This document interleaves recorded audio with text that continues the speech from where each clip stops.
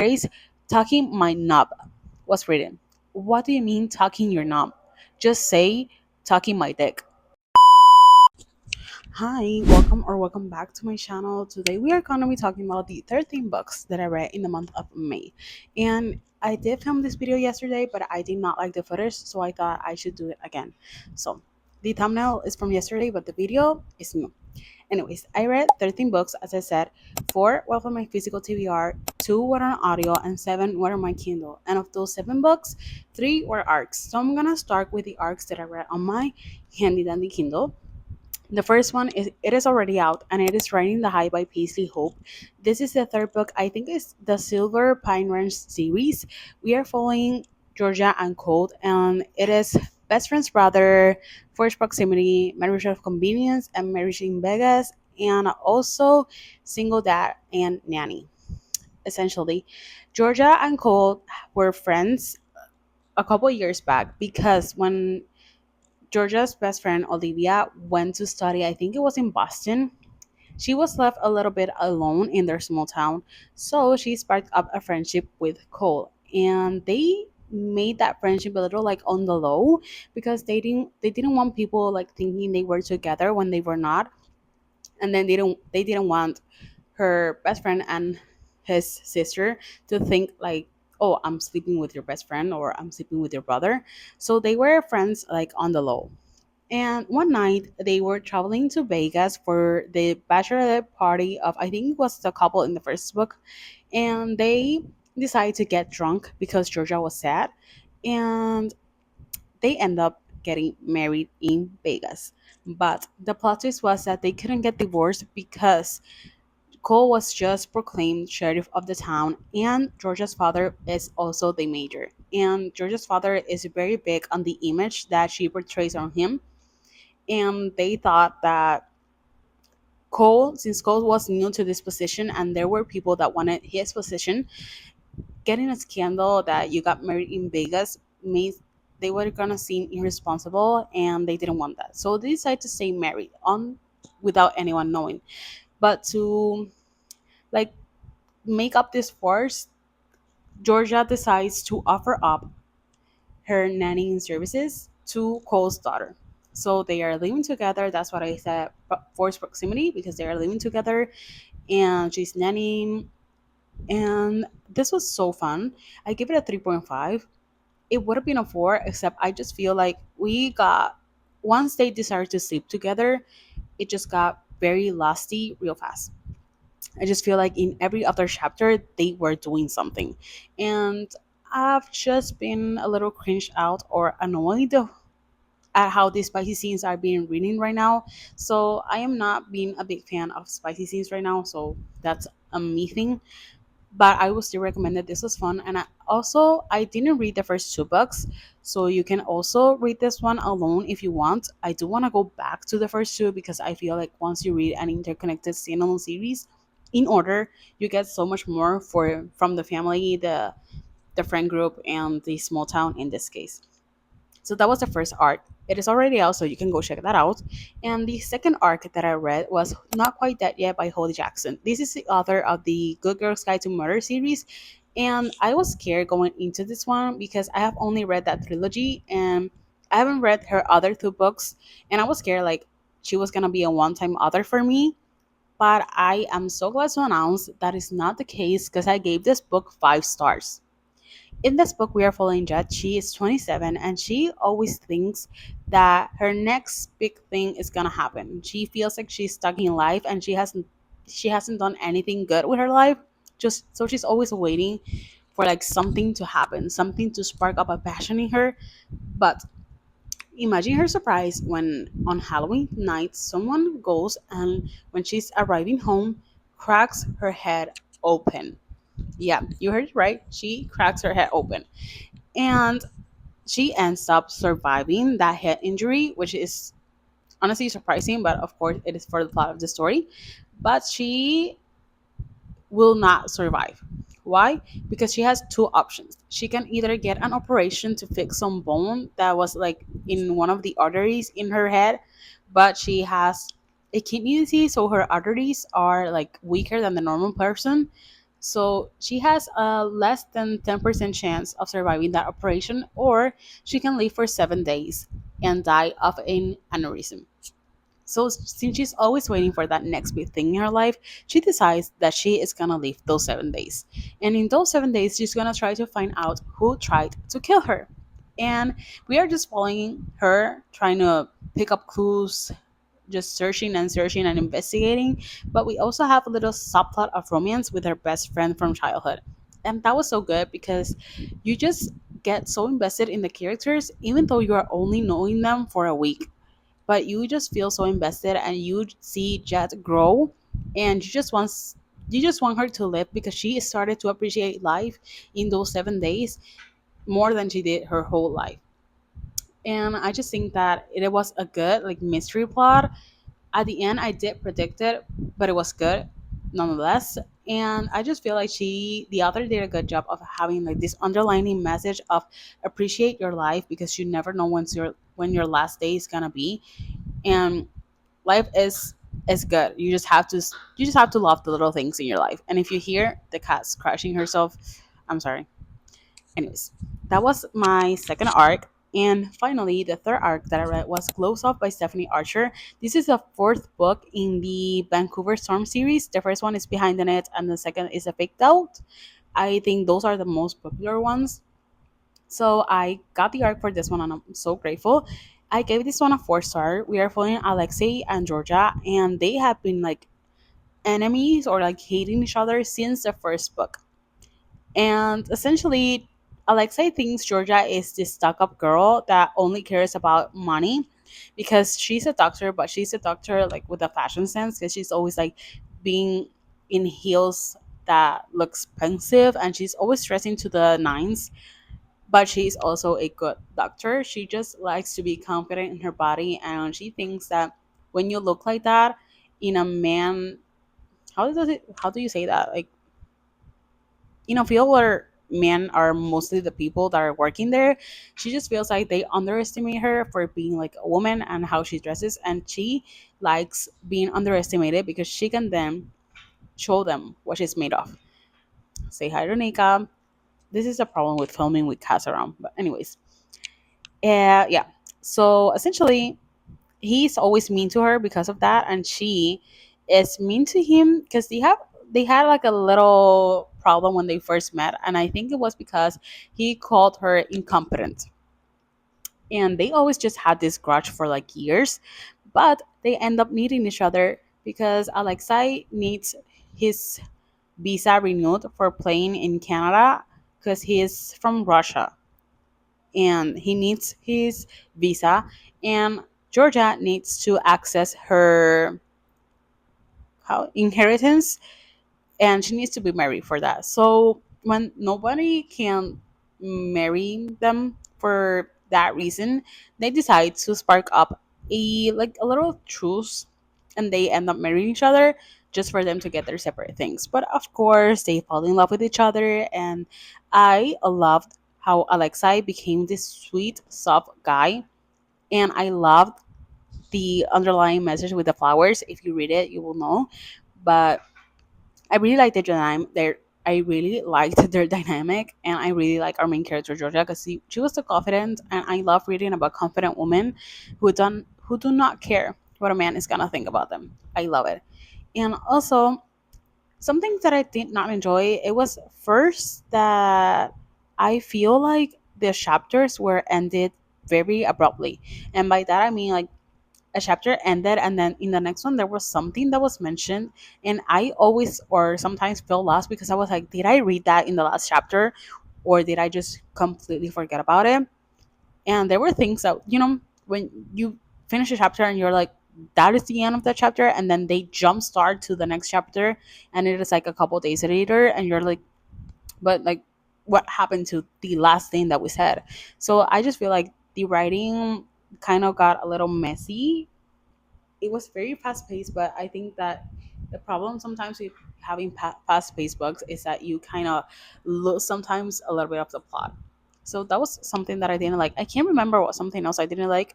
Oh, there was the thing about Alexei in this whole book is that he does not want to retire. essentially old in hockey terms, and he does not want to retire. But something happens, and I just feel like he gave it up so easily for him not wanting to give it up for so many years.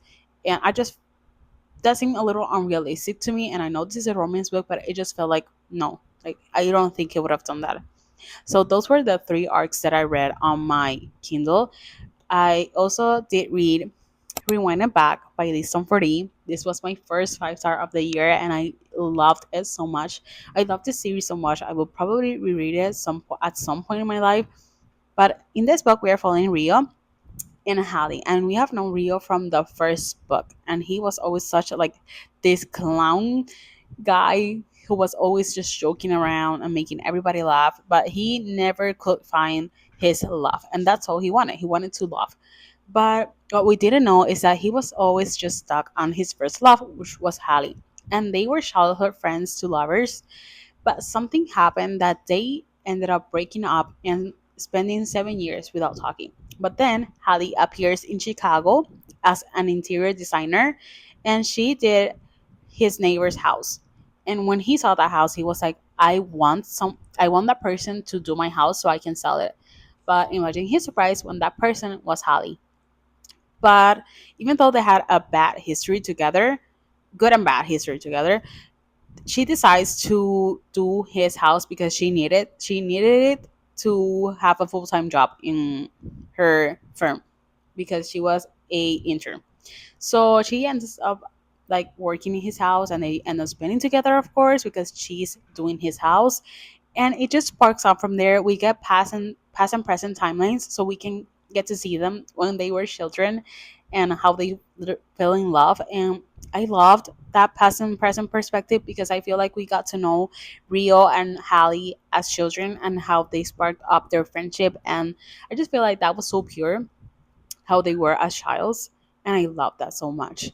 I recommend this one so much. The friend group in this series is amazing. There is like it is unlike anything I have ever read, and it is like kind of weird, not weird, but surprising because you have hockey players, basketball players, and baseball players, and you do not think that those three sports will collide and make such a good friend group, but they do. And I love the series. I would recommend it so, so much. I also read on my Kindle The Wingman, which was the third book in the Vancouver Storm series because I was preparing for receiving the arc. And this one, sadly, I gave it 2.5. We are following Darcy and Hayden, and Darcy just got broken up. And they were a friend group. It was Darcy, Hayden, and her ex, who I cannot remember his name now. And essentially, you kind of see Hayden like being a little in love with Darcy ever since he met her. But my problem with this book was, I think they were together for like 8 years. And it just felt like the author made her ex seem like such a bad guy just for the sake of her breaking up with him and then being with Hayden. And I do not like when that is done. I feel like how would you be with a person for 8 years when they were that horrible? It just does not make sense in my mind, and I did not like that. And I also did not like that it ended up being very losty, and I just wish we could have gotten more about their friend aspect. But the thing that sparked their friendship again, she got broken up and she needed a place to live, so she ended up moving with Hayden. And since Hayden is like this pronounced player, she asked him to be her wingman. She wants to learn how to be a player because she does not want to date right now because of the trauma that her ex left her. So they spark up this like not truth, this plan. And well, Hayden just always sabotaged her because he did not want her to be dating other guys. So it just goes from there. And also, something I did not like was a miscommunication in this book because Darcy was always like, oh, he hates me. He can't stand to touch me because after he touched her, he ended up going to shower. And she was always like, oh, he hates to touch me. He I'm so disgusting to him or whatever. And then on his chapter he was like, oh, I needed to shower because she touched me and I needed to masturbate. And they just, for having such a good friendship from years, because they started in college, did not communicate well for being friends, and I did not like that. Stay With Me by Nicole Fiorina. This one I think I gave a 3 star. This was a weird book. I think ever since I started reading, I saw this book and I wanted to pick it up, but I did start reading, and like the first chapter was very confusing. But essentially, we are following Mia and Oliver, and they are in this university, but it's like for damaged people or like with people with mental health. And Mia does not feel anything. She thinks she's like a psychopath or a sociopath because she can't feel anything. She does not feel angry or sad or anything. She's just numb to the world. And we have Oliver who feels everything way too deeply. And they start being friends. But the things that we're reading in this book with no sugarcoating, like there were themes of rape, of abuse of power, also just deep talks of rape in this book were not reading in a good way for me. They were not reading in the way they should have been. And also, I did not like the way we brushed over Mia's trauma once we learned about it. Like, oh, you finally know why she's numb, and everything is just fine after. She's just fine after. And I just feel like that was a little unrealistic. And this book was written in a weird way. And I did not like some of the themes and how they were portrayed. And I also did not like the spicy scenes. Why? Because the phrase "talking my knob" was written. What do you mean talking your knob? Just say "talking my dick." The phrases, and she was no, I just did not like how the spicy scenes were written. They were like very, very cringy. Worse than the worst spicy scenes that I've ever read. And that just put me off from the book. But it was, I don't know if I will continue the series. It's a trilogy, but I don't know. It was weird, and I need to like look up what other books did I read on my Kindle because I honestly can't remember. I also read on my Kindle "That's Not My Name" by Megan Lally. I give this one a 3.5. This is a good thriller, but it only has one big plot twist, and I just like my thrillers to have more. But we are following this girl Megan, and essentially she wakes up like in a dump, and she does not remember anything from her life, her name, her family, nothing. She is a blank state, I think it's called, in her mind. But she ends up walking and trying to find a police officer or someone to help her, and she finds a police officer who brings her to a station. And when she's like waiting to see if they can find someone who recognizes her, she ends up finding, or like this man comes to the station, and it is saying like, oh, I need my missing daughter, whatever. And he ends up saying that he is her father, and he has like her wallet, her ID, and her birth certificate, and he has photos and everything. So since he has so much evidence, the policeman like lets her go with a man. But you just follow her being with that man, and she's like, I do not feel like I am who he says I am.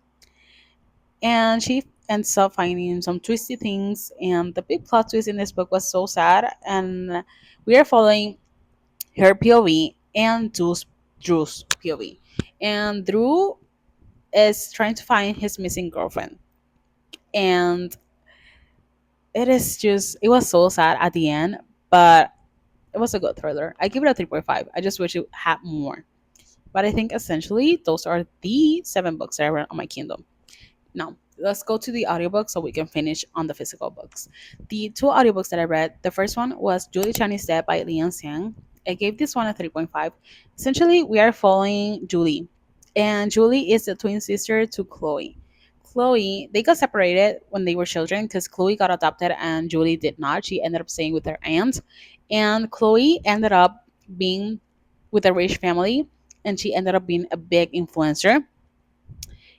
And Julie was just always a little bit jealous because there was a time when Chloe reached out to her, but she reached out to her for like clout, to make a video that would give her more clout about her sister, and then she disappeared again. But one night, she ends up calling Julie, and it sounded like a weird call. She was asking for help or saying sorry, and Julie got scared, and she tried to call Chloe a bunch of times and she was not answering. So she decides to go to her apartment and try to see what's going on with her sister. And when she goes there, she finds her body.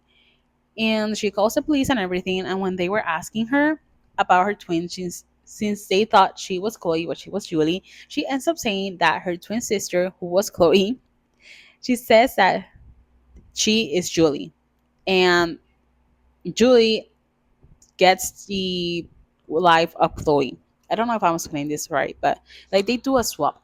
Julie says that she's dead, essentially, and she ends up taking the life of Chloe because she feels like she was robbed and she wants the glamorous life that Chloe had. So she's just trying to keep up with the influencers and everything. And there's this group of, I think they were called the Belladonnas, and they are all influencers and they go on a trip. And in that trip, they just go a little bit twisty, and she ends up finding some twisting truths about what happened to her sister. There is one scene in this book that was so disgusting when I listened to it that I wanted to throw up in my car.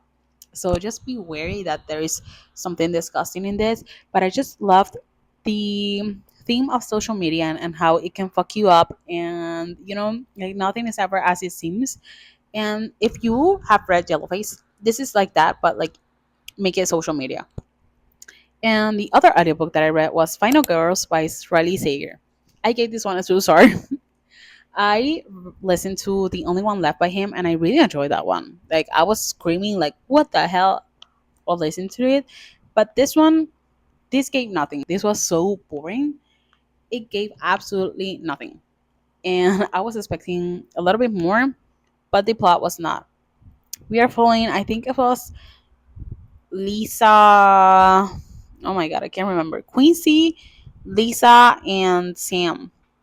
And they were like they were called the final girls.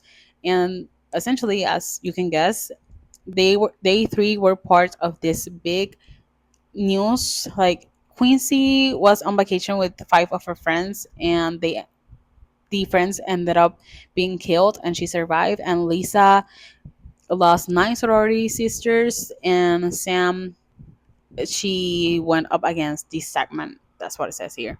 And so they were always calling them, the final girls. And one day, Lisa is pronounced dead, and they think she killed herself. But there is a big plot twist because then it is a homicide, and they are trying to find out who killed Lisa. And there is just a little bit of twist, and you can kind of guess it. But the thing is that it is so boring. Okay, can I pronounce it? Boring. It was boring. Like you are just literally following Quincy for so much of her life, and no, like that was not good. It was boring, but I would not recommend it. I really like The Only One Left, but this one was not it. Now I'm gonna move on to my physical books. The first three books are I read them in a blog, so I'll put it somewhere on the screen because if you haven't watched it, go watch it. And the first one that I read there was Bright Be Beautiful Life by Emily Henry. This was everyone's anticipated release, and I was included in that list. I gave this one a 4 star. We are following Alice and Hayden, and also following Margaret. So essentially, Alice and Hayden are writers, and they want to write about Margaret's story. Margaret was this big media princess. That was what she was called, the media princess, and her family was very rich. I think they owned newspapers, but suddenly she disappeared, like from everywhere, and no one could find her. But Alice did her job, and she ended up finding Margaret, and she ended up begging for the opportunity to have an interview with her. And Alice says that she can do the interview, but there is someone else that she wants to compete against her. And they both have, I think, a month to interview her. They each get like 3 days a week, and they are interviewing her. And at the end, Margaret is going to decide who she wants to write her story. But there is a big plot twist in this that I did not like because I feel like that was done before. And I also feel like we didn't get the flesh out stories that we could have gotten. She's just there. Like I feel like I would have preferred a book about Alice and Hayden separately and one about Margaret, because I just feel like we didn't get a lot about them. I liked our main characters as much as I could like them because we didn't get in depth thoughts about them, and we got a little bit deeper into Alice at like the end. And I didn't get invested in Alice's story until the end. So I just feel like we didn't get fully fleshed out stories. I still enjoy my time. I love Emily Henry's writing. I will still pick up her next book, but this one just didn't hit like I thought it was gonna hit. So the next one that I read in the blog was Watch Me. I think it's Tahiri Mafi. I don't know how to pronounce it. I'm sorry. But this is one of the most stunning covers that I own, and it has gold spray edges. Essentially, this is a spin-off for the Shirami series, as you can see for the eye covers. But this is a spin-off. We are following James, who was Adam's brother in that series, and Roosevelt. And James wants to infiltrate this island where the reestablishment seal lives, and it is, I think, is named Ark Island. And the establishment in this book was way much scarier than it was in the Shadowing series because the technology is way more advanced. And it was good. It was fun. I give it a 4 star. I love our characters. I love being in this same world but different. But we still got to see Warner and Kenji and Winston and Juliet, while also following James, who is now grown up and just trying to be taken seriously because he feels like everyone just sees him as Adam's little brother and they still see him as a little boy. But I really liked our main characters. As I said, Roosevelt is such a strong girl, and she is this assassin for the establishment just so she can take care of her sister. But let me just, oh, my nose is itchy. Let me just say what.